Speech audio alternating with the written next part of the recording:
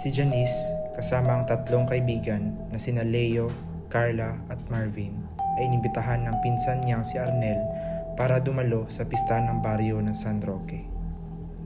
Isang liblib na lugar sa paanan ng bundok. Ayon kay Arnel, taon-taon ay ginaganap doon ang pista ni San Roque, na kilala sa buong lalawigan sa dami ng pagkain at kakaibang tradisyon. Walang-wala ito sa mga handaan sa syudad, ani Arnel habang binabasa ang mensahe niya. Isang linggo ng kainan, sayawan at palaro. At dahil gustong makalayo sa stress ng lungsod, sumama ang apat. Dumating sila sa baryo San Roque sakay ng van. Habang palalim sila sa kagubatan, papadilim ang paligid kahit hapon pa lang. Ngunit nang tumambad sa kanila ang baryo, makukulay ang banderitas, maingay ang tugtugan at masarap ang amoy ng inihaw sa hangin. May nagkakantahan, may nagsasayawan at may nagiinuman. Lahat ay masaya sa paligid. Sa tahanan ng pamilya ni Arnel sila nanuluyan. Isang malaking bahay na gawa sa matitibay na kahoy, may lumang disenyo na tila galing pa sa panahon ng mga Kastila. Doon nila nakilala ang kanyang mga magulang, si Lola Miling, si Mang Ernesto at si Aling Vanji. Mabait, palangiti at sobra ang pag-aasikaso sa kanila. Magpakasasa kayo sa pagkain dito, mga iho at iha, ani Aling Vanji. Sa amin, hindi pwedeng may magutom sa pista. Unang gabi pa lang, naghain na ng ginataang may malambot na karne, sinigang at dinuguang may kasama pang puto. Anong karne to, Tita Vanji? Tanong ni Marvin habang patuloy sa pagkain. Anak, baka magulat kayo. Secret recipe ng pamilya namin yan. Nagkatinginan sila, pero dahil gutom at aliw sa pag-aasikaso, kumain pa rin sila.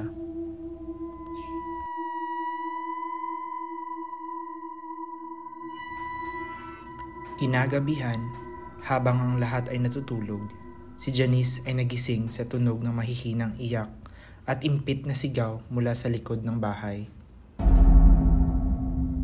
Lumabas siya para alamin. Dahan-dahan siyang naglakad, sinundan ang tinig hanggang sa madilim na bahagi ng likod ng bahay. Doon niya nakita ang isang maliit na silid na yari sa yero at kahoy, may kandadong kalawangin. Lumapit siya at mula sa siwang ng kahoy, nakita niya isang lalaking nakakadena, tuguan at nanghihina. Pakiusap, tulungan mo ako, bulong nito. Napaatras si Janice, pero bago siya makatakbo, may humawak sa kanyang balikat, si Lola Miling.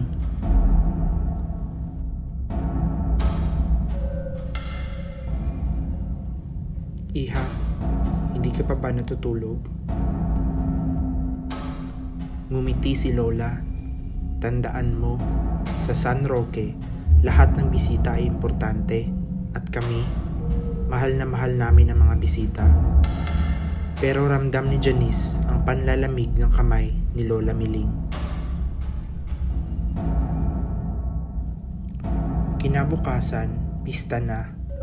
Ang plaza ay puno ng tao. May lechon, inihaw, at kung ano-ano pa. Lahat ay kumakain, nagtatawanan at nagsasayawan. Ngunit sa gitna ng kasayahan, napansin ni Carla ang ilang mga pamilyar na muka na wala na. Dalawang lalaki na nakasabay niyang bumiyahe sa van ay hindi na muling nakita. Nasaan na yung dalawang backpackers na kasama natin kahapon? Tanong niya. Baka umalis na? Sagot ni Leo.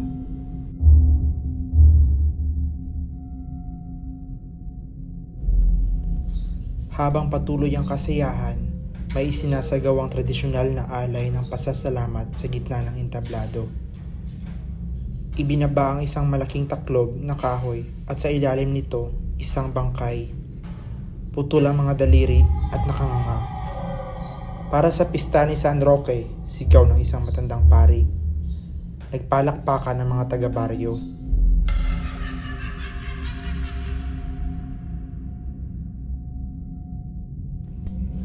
Pagkatapos ng alay, nagsimulang magtanong si Janice sa mga taga-baryo tungkol sa mga nawawalang bisita. Baka umuwi na sila. Baka hindi sanay sa ganitong mga pista, tugon ng isang ale habang ngumunguya ng adobo. Ngunit hindi mapakali si Janice. Pagbalik niya sa bahay ni na Arnel, wala roon sina Marvin at Carla. Lumapit siya kay Arnel. Asan sila? Hindi sila bumalik simula kanina.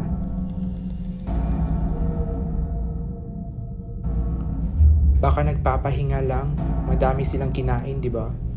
Sagot ni Arnel, hindi man lang tumingin sa kanya. May malamig na tono, tila may tinatago.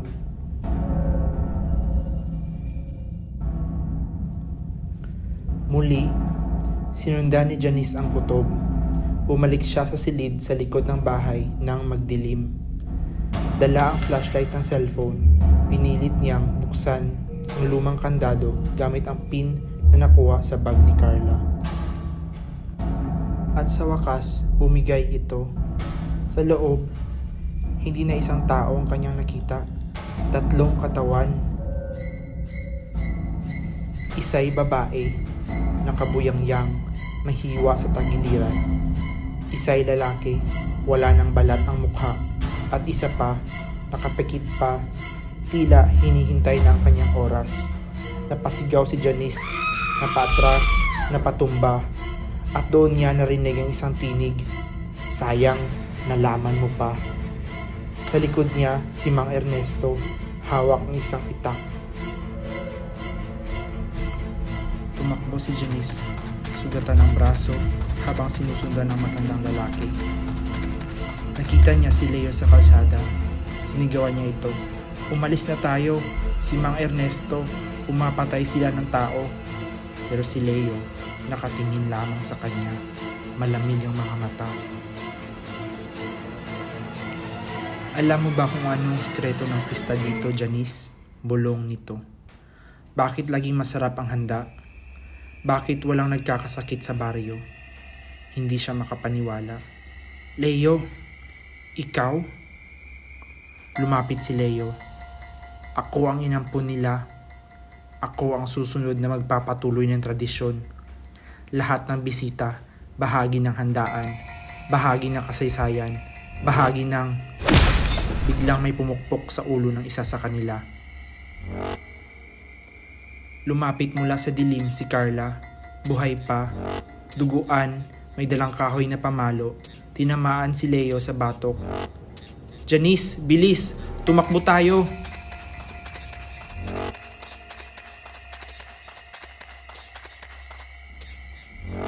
Habang nagtatago sa lumang bodega, nagsalita si Carla. Hinuli nila kami ni Marvin. Pinakain nila kami ng karne, pero hindi baboy. Si Marvin, siya ang inihain kanina. Narinig ko si Aling Vanji. Sabi niya, tamang timpla, masarap ang laman ng bata. Hindi na napigilan ni Janice na isuka ang kinain niya. Ang buong baryo, buong pamilya ni Arnel, lahat sila kanibal. Maya-maya, narinig nila ang tunog ng tambol. Hindi tugtugin ng kasiyahan, kundi ng panghuhuli. Magsisimula na ang paghahain ng huling bisita, sigaw ng tagapagbalita ng baryo. Sa plaza, itinali si Carla sa gitna ng altar. May mga taong nakaputi, may hawak na kutsilyo, palad na may dugo. Para kay San Roque, para sa ani, para sa lakas at buhay, sambit nila. Sa gilid ng plaza, nakita ni Janice ang mga drum ng dugo, mga palanggana ng laman loob. Doon niya nakita rin si Marvin, isang bahagi na lamang ng kanyang katawan ang natira. ginamit ng pangsigang. Ginamit ni Janice ang natirang lakas para sindihan ang ilang lumang basyo ng gas na nakita niya sa imbakan. Nang nagsimula ang seremonya, itinapon niya ito sa altar at sinindahan.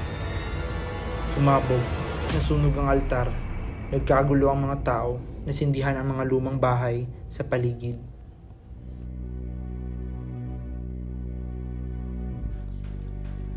Tinulungan niya si Carla na makawala habang ang mga tao ay nagsisigawan. Nakita niya si Arnel na sumisigaw ng, "Tradisyon to, hindi to dapat masira." Hinarap siya ni Janice, "Hindi na to pista, ito'y impyerno." Itinulak niya si Arnel sa apoy. Natagpuan nila ang mga labi ng mga bisita. Marami sa kanila ay matagal nang nawawala. Nalaman din na ang baryo ay matagal nang walang koneksyon sa labas at inilihim ng lokal na pamahalaan ang mga pagkawala. Si Janice at Carla lamang ang nakaligtas, ngunit hanggang ngayon, kahit sunog na ang baryo, may mga ulat pa rin ng mga handaan sa kagubatan. At kung makarinig ka ng tambol sa gitna ng dilim, huwag ka nang lumingon.